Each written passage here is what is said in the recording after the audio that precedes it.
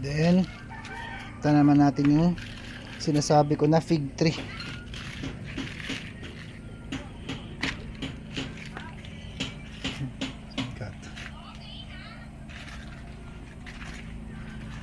Ito yun, alam ko eh. Wala siyang bunga ngayon. Wala siyang bunga ngayon yung fig tree na sinasabi ko. Yan, ito yung mga dahon niya.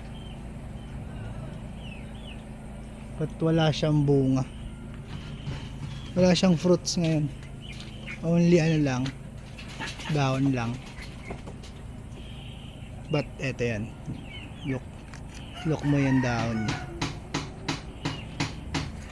Pag may bunga, I send it to you and I try it. Ayun! May bunga siya, isa. Ayun. Kaso mataas. Saan na yun? Ayan.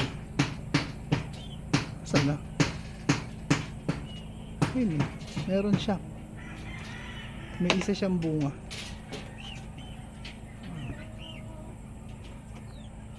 Ayun.